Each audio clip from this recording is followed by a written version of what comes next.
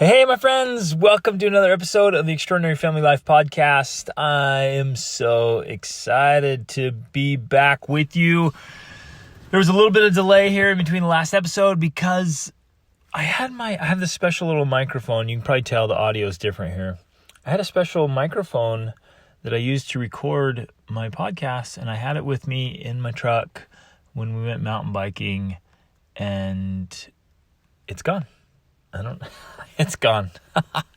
And I don't know if somebody took it or it just vanished. It's gone. And so I got a new one on its way, and I've just been waiting, and I'm like, all right, I just got to record this. I got to share some thoughts. So I hope you guys are having a fantastic day. I hope you're having a great week and that you're just crushing it. I hope you're winning. I hope you're just hitting your goals and going after them and staying on top of it. We're getting to the end of January of 2020, and I made a commitment, and I think you joined me to make this your absolute best year ever. Now, statistically, within a week here, most people will have already lost their resolve and commitment for their New Year's resolution, and many people already have forgotten what they committed to. But we've got to keep up the momentum and keep going and keep pushing and keep leveling up. And it's not in an exhausting way. It's actually in an exciting way. And I hope you'll see it like that. I hope you'll train your mind to think that way, that leveling up is exciting. Leveling up is exhilarating. It's meaningful. It's fulfilling.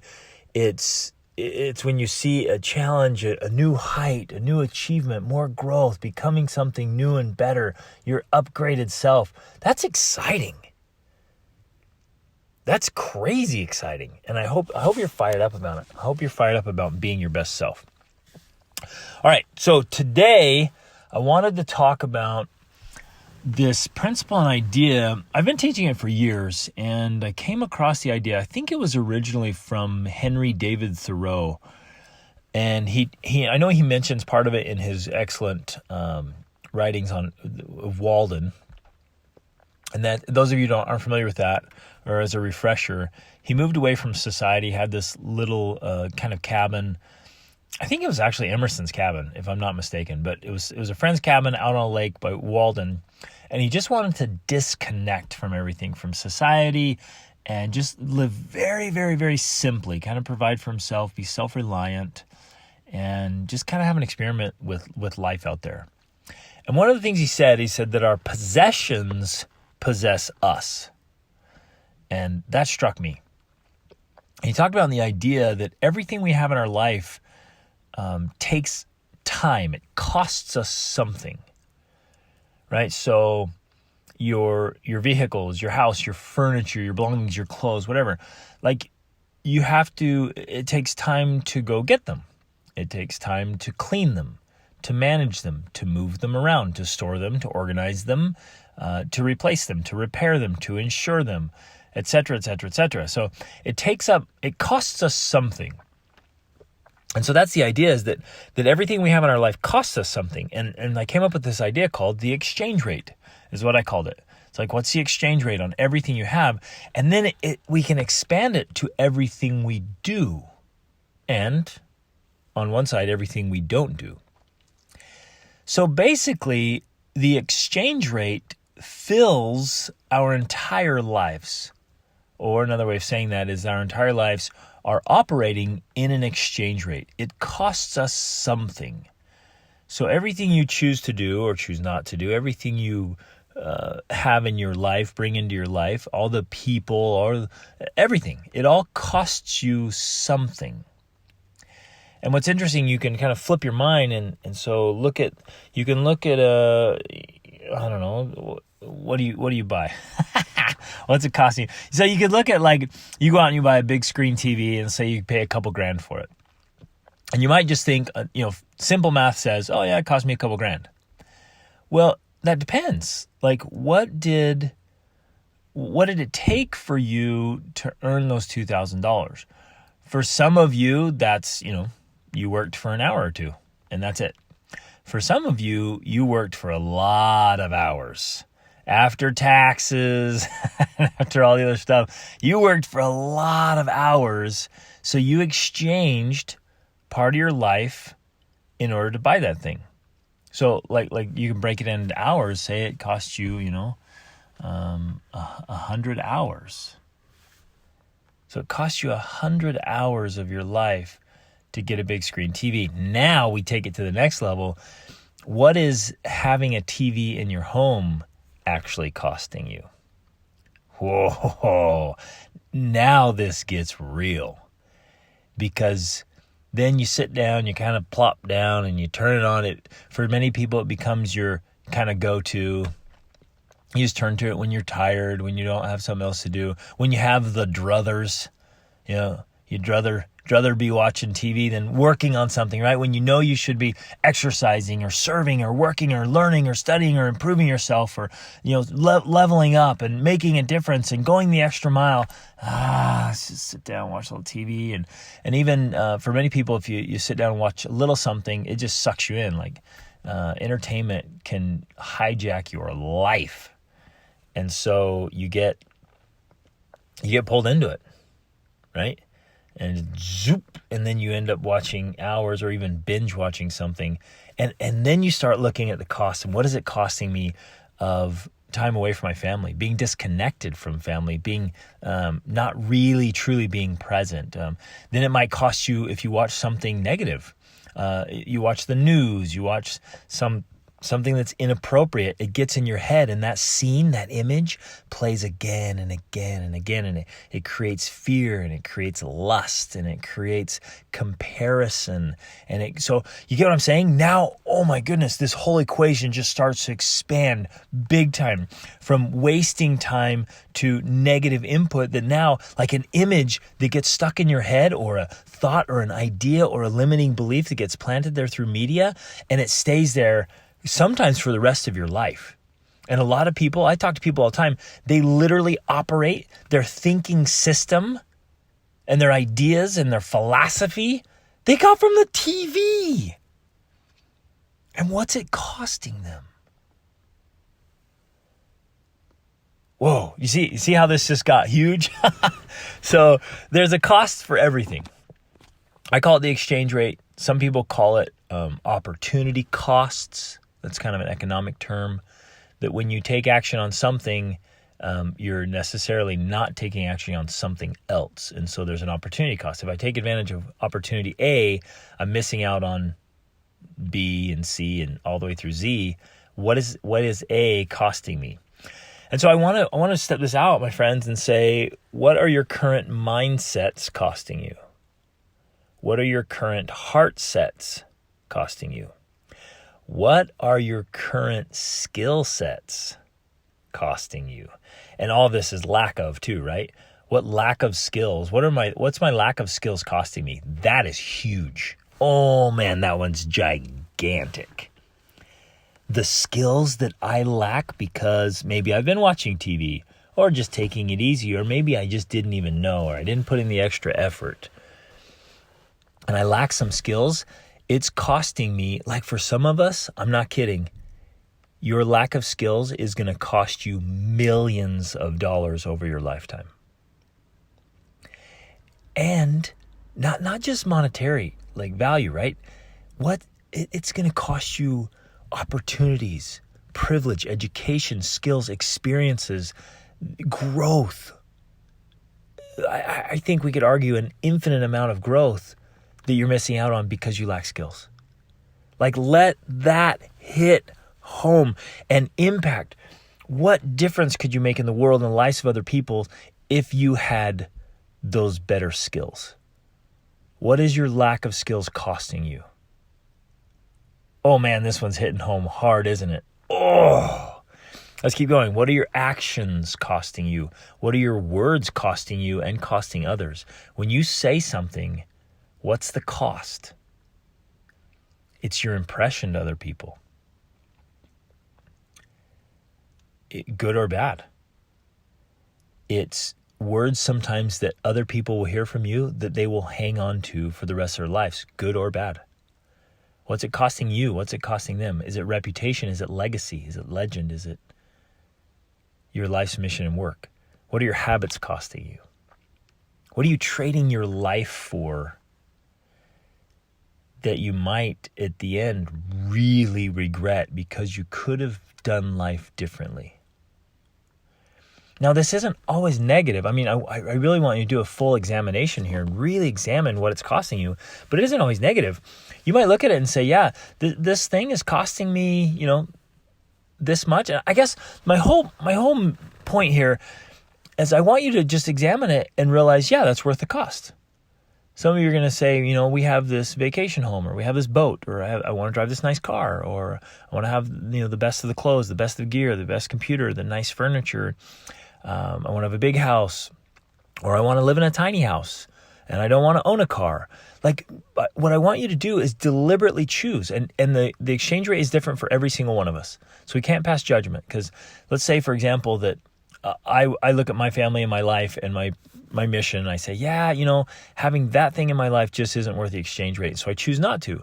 But I shouldn't take my equation and put it on somebody else and say, well, they shouldn't either because that's a poor exchange rate. Maybe not. Maybe for them it's different. I definitely think there are some common denominators for all of us, like the whole entertainment thing. I feel strongly about that, just because that's what you have told me, what others have told me. When I talk to them, I say, what is holding you back? What is keeping you from your true potential? What's the thing that's draining your energy? What's the thing that's sucking your time that you'd rather be doing something greater? What's the thing that you're getting a poor exchange rate? And across the board, people say, yeah, it's entertainment. It's turning to entertainment when I really would rather do something else that's more valuable. It's costing me a lot. And so that's coming from you and others telling me that. So there are some common denominators, but for each of us, it's going to be different. For some, we're going to say, yeah, having a huge house, worth it.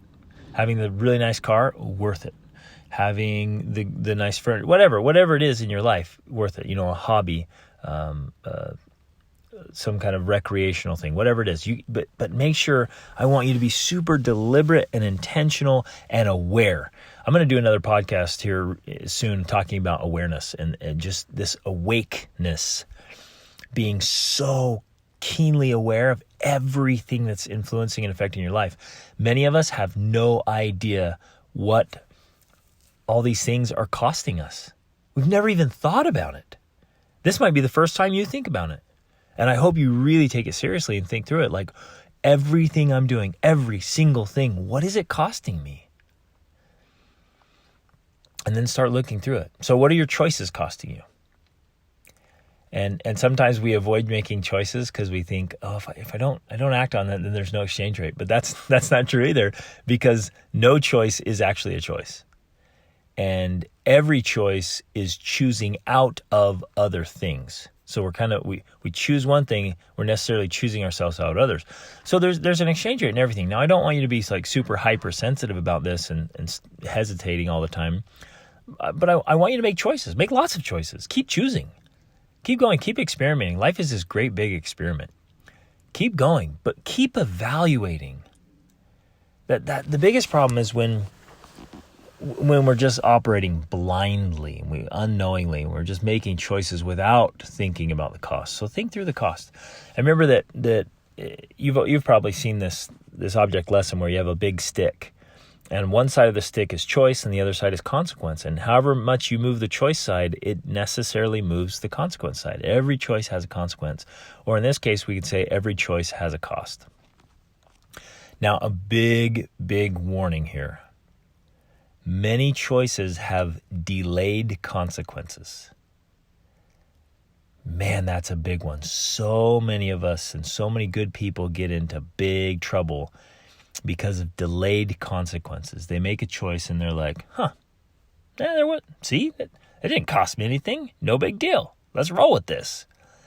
And they don't realize there's a delayed consequence. Especially true of like addictions. That's an easy example there. You start into that and you're like, no big deal. I'm not different here. Or letting off good habits or starting into negative ones. You might do it a couple times and realize, hey, I don't feel any different. I'm not seeing any drastic difference. I don't think this is costing me anything. And there's delayed consequences. So always be aware of those and listen carefully to the wisest people that have ever lived, the greatest teachers and leaders and philosophers and thought leaders and people who are older, like looking back on life. who've experienced the delayed consequences. Those are the things we need to listen to. And again, like in every moment, once we act or choose not to act, we've lost that moment. That moment's gone. And so we gotta say, what is this costing us in our use of time? So I made a list of kind of comparisons to just evaluate some costs. And so I just want to share some of these just with the hope and intent that you'll listen to these contrasts and just think through yourself in your own life. What is it costing you? What's the exchange rate?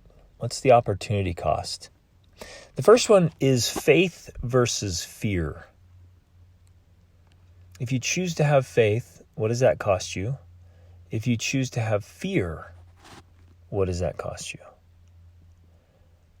This is a big one. So many people are literally operating from fear. And we tell ourselves and we fool ourselves into thinking that we're being cautious, we're playing it safe. But the reality is, at the end of the day, many of us are just hiding behind our fears.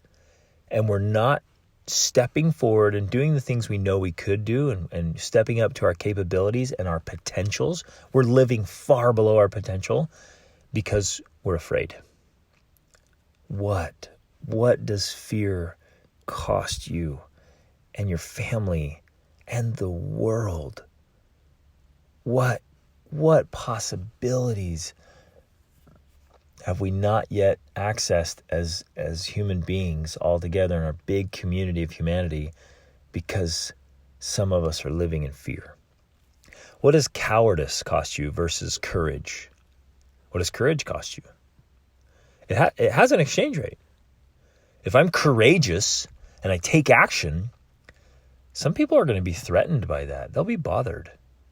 Some people, if I move forward boldly, I might have to leave others behind. For example, I'm just kind of thinking out loud here. So there is a cost. But what's the cost of cowardice? What's the cost of conformity? Many people will not end up living their dream life, the life they long for. Even I would say the life that some of them were born to live because of conformity. We just acquiesce. What is conformity costing you? Being hypersensitive to the opinions of others.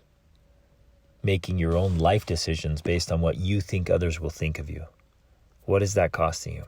How about scarcity versus abundance? What does that cost you? To think in a scarcity mindset of, no, I can't afford that. We can't do that. When your kids come to you with an idea like, hey man, wouldn't it be cool to do this? You say, we can never afford that. What do you think, money grows on trees? Geez, what do you think? You think we're made of money? We can't do that. Instead of saying, that's a fantastic idea. Wouldn't that be awesome? How could we afford that? That's quite a bit of money. It'll toss this. What do you think? If you want to take that big trip or you want to get that great thing, how could you do that? How could we bring more abundance into our lives? How could we generate? How could we hustle and bring that in? What could we do? Right? That's the abundance mindset. But so many of us live in scarcity. Again, that's the fear. And there's this, we think there's this scarcity of goodness. We think if others succeed, that means I fail. If others get praise, that means I'm not as important or valuable. If we're in a group and somebody stands out, that means I'm below them. You see what I'm saying? The scarcity thing creeps into all of our lives, and there's a gigantic exchange rate on that. It costs us to live with a scarcity mindset. What about being closed-minded versus open-minded? What does a closed mind cost us? One of the greatest dangers is when we hold on to an opinion. So somebody one time said, it's not what you don't know that hurts you. It's what you know for sure that just ain't so that hurts you, right? It's believing so stubbornly, pig-headedly in something that's actually wrong. And so hold opinions, you guys. Be bold, but please allow your opinions to be tested and tried. Let it push it through the fire. See if it holds up. And if it doesn't, let it go. We get into a lot of trouble when we hold on to an opinion. We're really closed-minded about something. Be open. And we do this socially big time. Whatever opinion we kind of hold as a society, wherever we kind of grew up, our way of our way of being raised, we just think that that's the best way for some reason. I guess because we feel threatened, like, well, if it's not the best way, why would we be doing it? Why did I grow up in a society that does this? Anyone else does the opposite, they must be wrong. Even from driving on one side of the road to the other. Do you think, oh, that's the wrong side? Or do you think, oh, that's just another side? You with me? Like we close our minds down just because that's what we're familiar with, that's what we know, and so we just think, oh, well, anyone who does that differently. Be willing to have an open mind. What does a closed mind cost you? Addiction versus action. And I purposely put those together.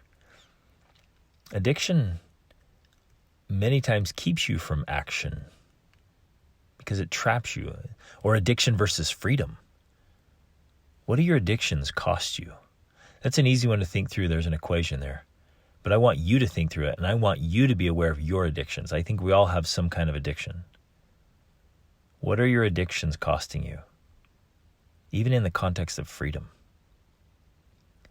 And especially relationships and potential. Wow. What about this?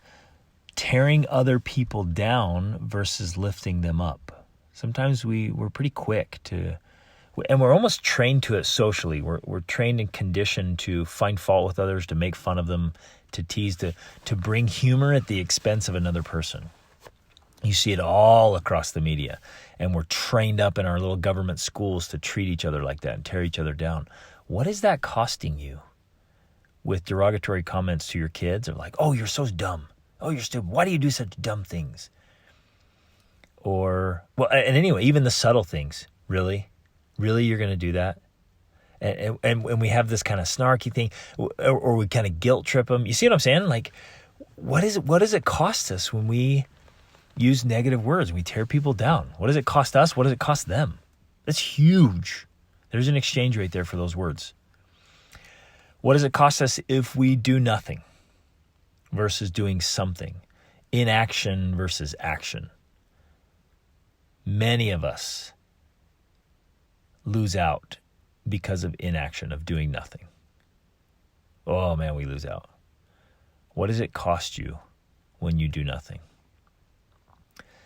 How about this? Taking risk versus taking rest. Now, resting can be good, obviously.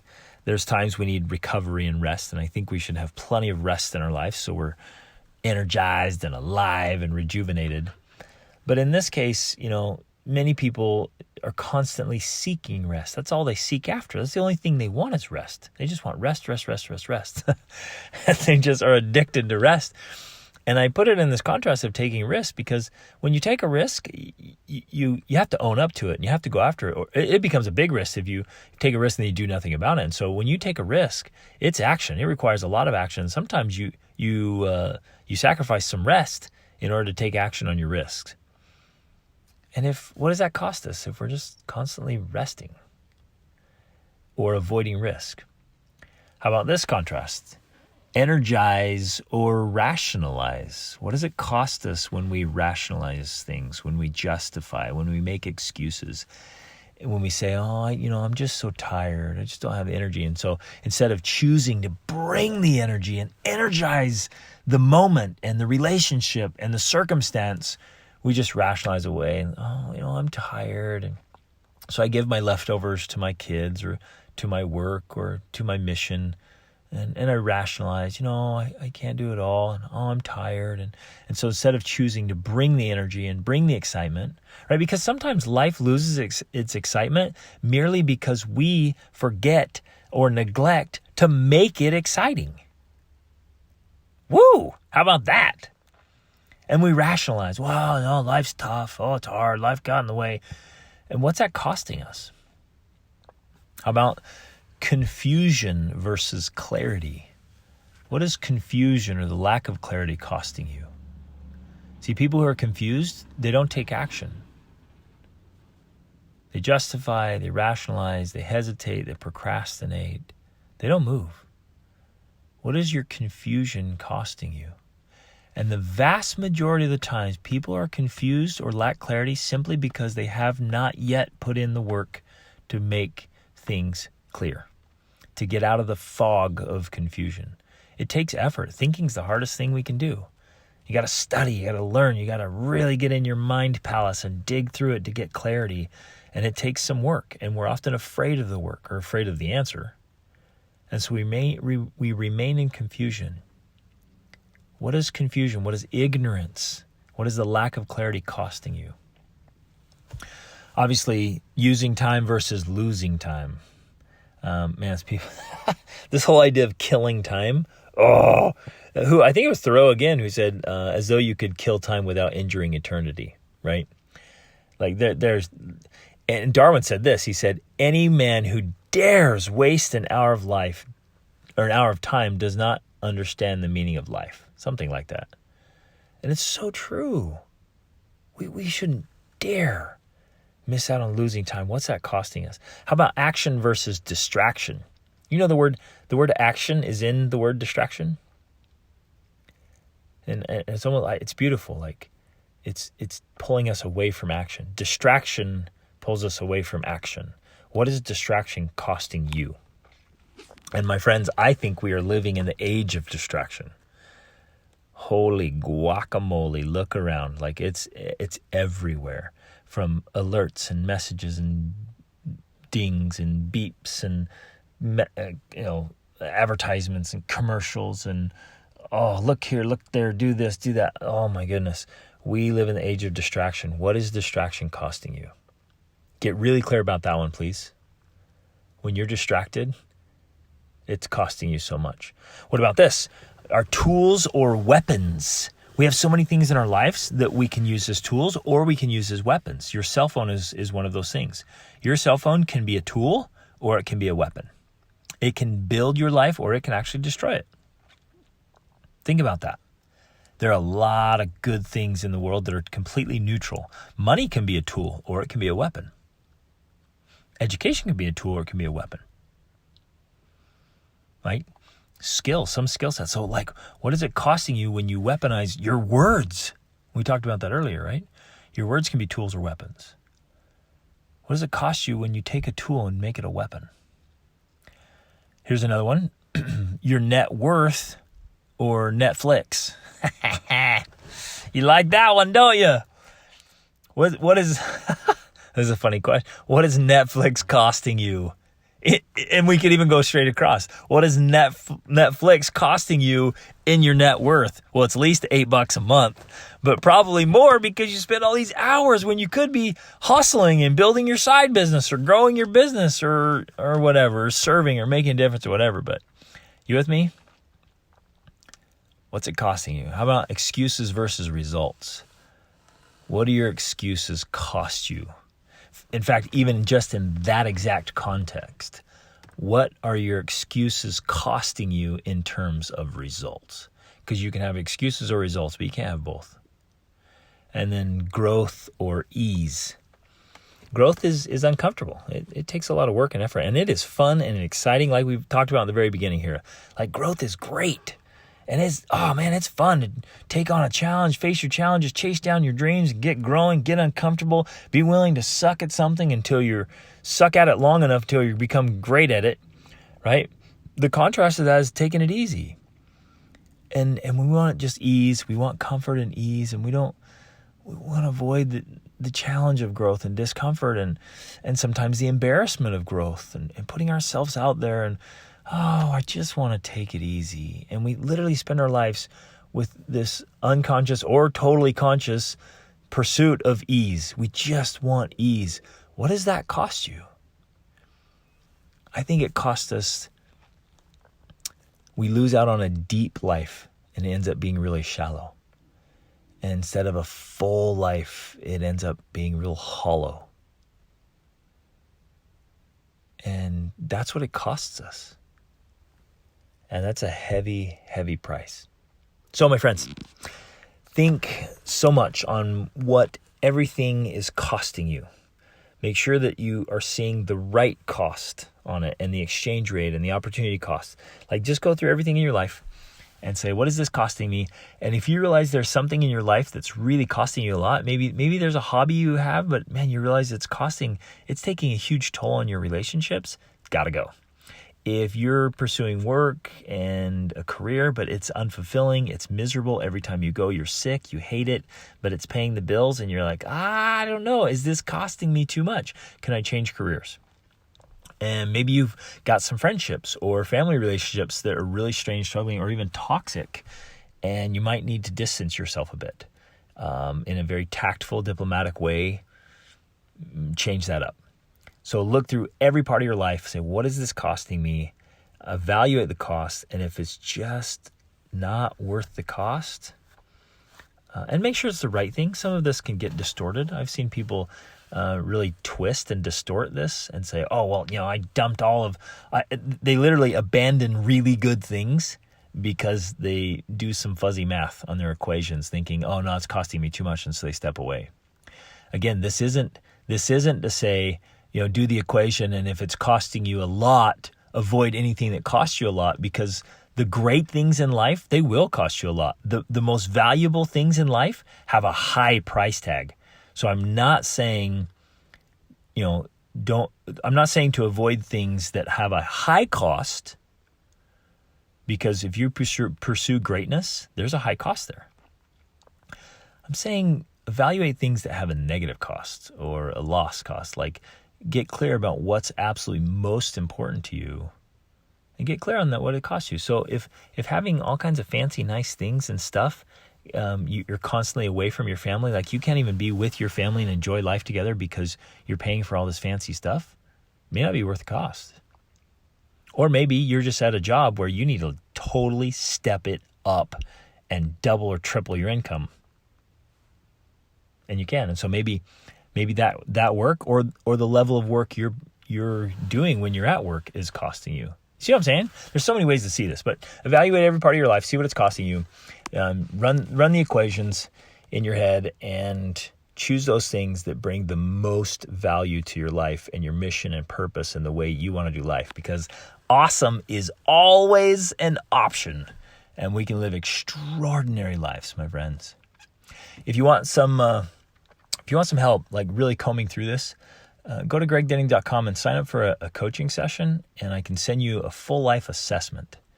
And we can sit down together, and it helps you get really clear about where you are and where you want to go and what it costs you. And we can talk about this and work through it and help you build out a plan and get all these equations dialed in so that you're so crystal clear on your priorities, and you're giving your time and effort and energy in life to the things that bring you the most value. Love you guys. Go make it happen. Reach upward.